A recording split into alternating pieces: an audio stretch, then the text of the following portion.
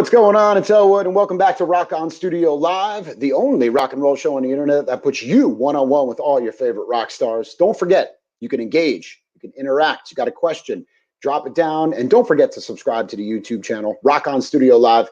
Can't thank you enough for all the support already. Check out past interviews, Corey Taylor, Chris Motionless on there, Taylor Mumpson, Josh Katz of Bad Flower, Joe Cotella of Dead, Lou Brutus. We've got everybody. Over 35 episodes over the past 4 months, and I can't thank everybody enough for all the support. Today's guest I am very excited about because it's a man that I just met just a few moments ago. He's got his debut single, Take Me Away, breaking the top 10 in rock. And for a debut during a quarantine without touring, that is a huge feat. We've seen his debut music video on top of the Seattle Space Needle. And he even got to rock the national anthem from the Seattle Seahawks game, taking down that team I hate so much, known as the Patriots. And he got a special shout out from somebody very powerful also. So without further ado, welcome to Rock On Studio Live, the man behind the guitar. I give you Ayron Jones. Welcome to the show, bud. How's it going, man? Hey, what's up, man? How's it going? It's going real well. Well, first off, thank you so much for hanging out with us and taking the time today. I know you are in the studio recording that debut record. And first off, congratulations on the success of Take Me Away, man. How has that roller coaster been? Putting out a song during the quarantine, your debut single, not being out on the road. Is it a great feeling? I want more out of it? What do you got? It's a wonderful feeling, man. I mean, my management, Bill McGathy, he told me when I signed, or when I turned the record into him, and I said, we were looking at trying for record labels. He says, once you get signed, it's going to happen so fast. And here we are. I think we're about 18 weeks in to the single, and here we are, man. It's just been it's been a ride, to say the least. I guess it's all happening in waves. You know what I mean? Like this one little epicenter will happen, epicenter of a pop will happen, and then you won't feel it until you end up leaving your house, whatever that is. So I kind of get little glimpses of it here and there, but more than anything, my focus right now is on getting this record finished and continuing on with the work I started. So you are born and raised in Seattle? Is that where you're originally from? Yep, born and raised right here. Born at University of Washington Medical Center, man. Went to Roosevelt High School and all the good fixings, man. Born in the same, and I grew up in the same neighborhood that Jimi Hendrix was born and raised in. So. That's, man, Seattle, Washington, known for its music. We all know back in the 90s, it changed the game. All the bands that came out of Seattle literally changed the game. They took hair metal, they crumbled it up into a little ball, and they said, welcome to Seattle grunge. We're here to take over the radio and take over the rock world. So yeah. I got to ask, growing up, did you have any of those early Seattle influences that brought you behind the guitar? 100%, absolutely. I mean, it was impossible to grow up in Seattle in the 90s and not have those influences, and like, I think a lot of that guitar sound I have comes from that unhinged, grungy, distorted, in-your-face sound, and also, the other undeniable thing that if you're from Seattle and a guitar player, you can't deny Jimi Hendrix's influence here in Seattle, So I think that's a lot of why my sound sounds the way it does, You got a little bit of a mix of Jimmy and the soul scene that came out in the 50s and 60s, and then you have the grunge scene mixed together, which came out in the 80s and 90s, man. So I kind of, they had a baby named Ayron Jones, and here I am. Yeah, and you got to do something being from Seattle that I thought was so badass. I'm a huge football fan, and I know you didn't have that 12th man in the stadium, but getting to perform the national anthem live on Sunday Night Football with the Seattle Seahawks and the terrible New England Patriots. How was that experience getting up there and being able to do that, being from Seattle? And it kind of hurts that nobody was in the stadium, though, right? Yeah, I mean, it was definitely a little weird to perform and not have anybody in the stadium. But it was still, I think it was really meaningful, and it meant a lot. I think not just to me, but for the time period and for the American culture, for me to get up there and do that. Not because of any political discourse or reasons or anything like that, but it's just important for us to all come together on something that we can agree upon. And I think that there's a little controversy around the national anthem for whatever reason that is. I think it was just important for me to get up there and just play it. You know what I mean? Because regardless of how you feel about politics or this or that, it's like we're all American, and America in America, disagreeing is just as American as apple pie. And we should be able to disagree and still be able to celebrate the national anthem and still listen to each other in our problems and still be civil to one another in this time period. So I thought it was so important just to get up there and do that. Not just for myself, but for the American culture and in our country, man, and the people from this country, all people. I loved it, man. Is it nerve-wracking playing the national anthem? You hear singers say that it's one of the toughest songs to be able to sing. When you get put into a position like that, do you sit there and think, how can I make this my own? Do I go straight at it? Do I throw the Jimmy in and go crazy for there a little bit? Is it something you thought about before you went into doing that? No, it's a cakewalk. I'm just joking, man. No, it's you know, when you mess up on your own song, it's one thing. You know what I'm trying to say? You can probably walk that off, and people are so pumped up live, they're probably not even really paying attention to you messing up. When you mess up the national anthem, though, everybody knows it. So it's not only the fact that it's a difficult song. As a singer, it's a difficult song, period. There's no room to mess up. And if you mess up in any way, shape, or form, everyone's going to know about it. And in this media era, guess where that's going to go? Straight to the internet. So, You're telling yeah, me, man. it was definitely nerve wracking, but I came out on top. I served justice, so I think I did all right. Yeah, I think I'm done with the phrase. I've seen it on the internet. I don't want to hear that ever again. I don't want to hear I've seen it on. I saw it on the internet. Oh, here we go Yeah, again.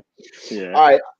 But last week, I believe it was last week or maybe earlier on this week, one of the most powerful, probably the most powerful man in podcasting and makes a lot more money than any of us will ever dream of, Mr. Joe Rogan, gave you a shout out through social media. And what did that do to you following? Did you see a huge backlash after somebody with that much influence gives you a little shout? Yeah, certainly. I mean, I think it climbed. It's still climbing a little bit now, but when it first happened, I mean, I gained like 10,000 followers in something like 5 hours or something like that, you know. So, and right now we're sitting at about 15 or so, 16,000 more followers than I had before. So, I mean, it was a huge pop. I got a chance to message with Jamie and Joe, and I thanked them profusely for what they did. And but it was really it was a surprise. I mean, super unexpected. It turned out Jamie had been listening to Take Me Away for about a week before he brought it over to Joe, and Joe took a listen and loved it, and just decided to post about it, which was beautiful, man. So hopefully we can turn that into something here once the record comes out, and we can get on the show. If all the fates align, Isn't that fucking crazy? That one guy can send out one tweet and it completely changes the game for a band, for Yeah. an artist, for a person. It blows my mind how much power some of these influencers have and how it can really make somebody's career. And Joe Rogan's definitely one of them. I mean, $100 million from Spotify. He's making more money than all the bands together. You could take every band on Spotify, put them together, and they don't even come close to what Joe Rogan is making. So at least Absolutely. Joe is giving some bands some shout outs during all that. Oh yeah, he's Joe. I think Joe is one of those cats who keeps his ear to the streets, man, and is constantly looking out for what's coming up. You know what I mean? Especially in this time period when people need something a little bit uplifting. I think he's always looking for something to help promote and help bring a little attention to, because we all need it. You know what I'm saying? We all need something, and right now, being in this state of isolation that we're all in, I think Joe's probably more listened to now than he ever has been. Because we need someone like Joe Rogan. And I know that that's probably a controversial subject for some people because Joe gets a little bit of that love-hate relationship with some people, but I think Joe is an important figure in American culture right now, and I think that to do what he did it was priceless, man. I don't even know how to thank him at this point. I'll probably buy him some weed or something. I don't know. Hey, you don't make it till people start hating you. That's the only way you know. Once people start really hating you, like really hating you, then you know you made it. That's the Oh way I've yeah, looked. absolutely, Or absolutely. you make it to SNL. It's one or the other. That's my thing. Yeah, that's right. That's right. All right. So you're in studio now. Take Me Away. We already know. Beautiful single. We'll get into that in a minute. You're recording the debut at record. Do you have any timeline? Are you trying to record to get the record done so a tour can get announced in 2021? What are we looking at to hear more from Ayron? Right now I'm in the studio. I'm finishing some songs up here. We may release another single before the album drops, but we're looking at early 2021 to try to get something up. So I can definitively say that's what we're looking at the moment. All this is all subject to change, because of the time period and how weird things are. But yeah, we're kind of putting some stuff together right now as I sit here in the studio. And let's talk about Take Me Away, man. As we said before, it's just nasty on the guitar. It's filthy. And it's such a sound like you compared to having this R&B and rock sound, but that sludge Seattle, you could feel it through the guitar in every riff that you play, from that first riff that kicks off. And then you bring in these powerful lyrics. What does that song mean to you? Bring our listeners and our viewers in the mindset of what was going through your mind when you were writing that song. So the song, when I wrote it a while ago, but I really didn't have a chance to put, what was what would become my sound on it until more recent years, man. And I'd say about 2 or 3 years ago. And when I initially wrote that song, it was the intention of trying to find a way to mix all these genres together.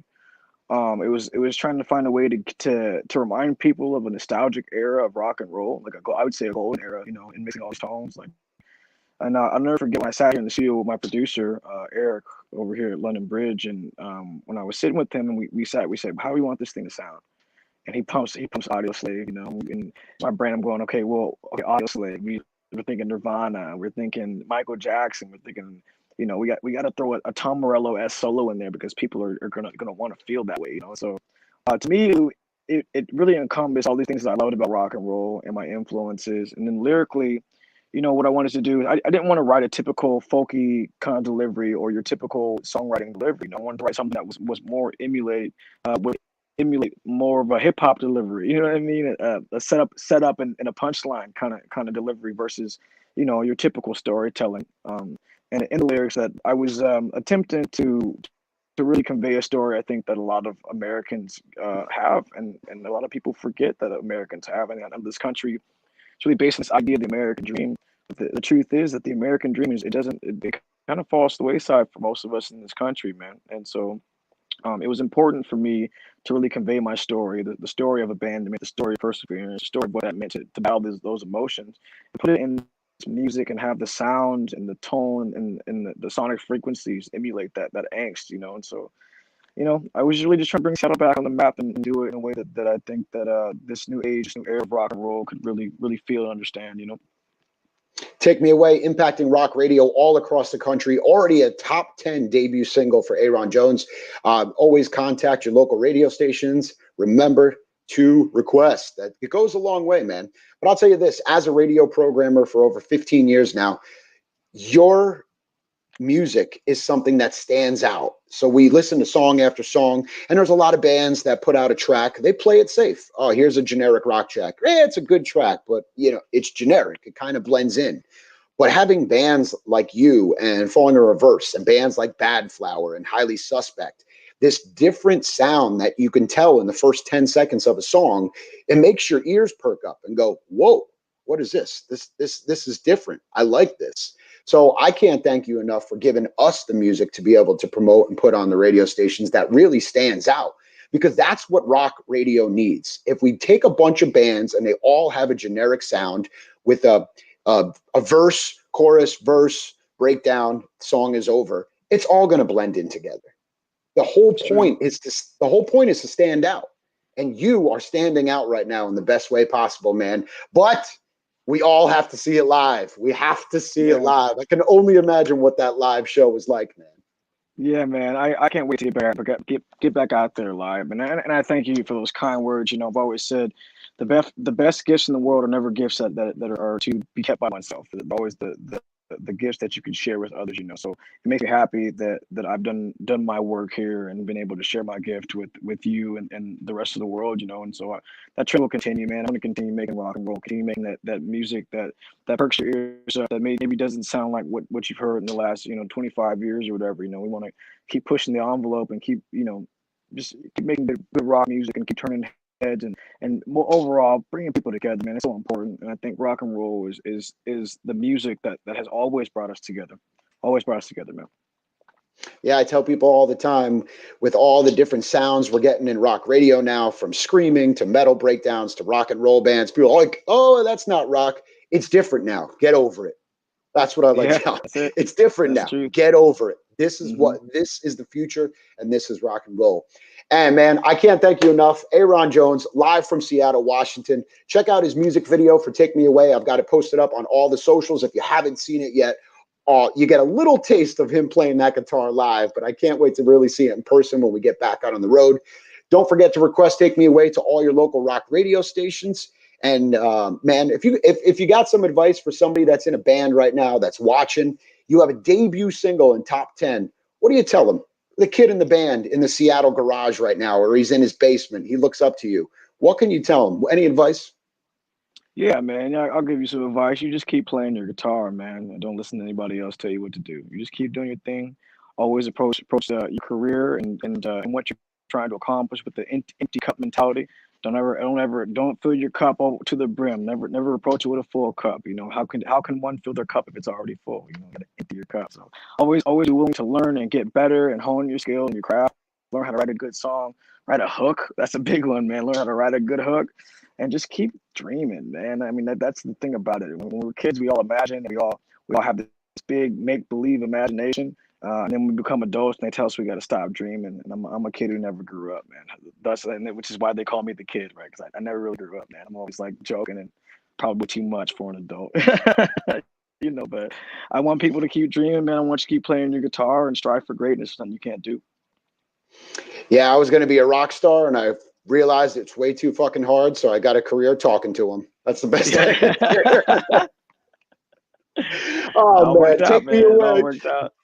Debut single, request it, check it out, download it, watch that video on YouTube, and don't forget to subscribe to the channel. That's Ayron Jones. My name is Elwood, and this is Rock On Studio Live. Be kind, don't be dicks to each other. Stay safe. All right.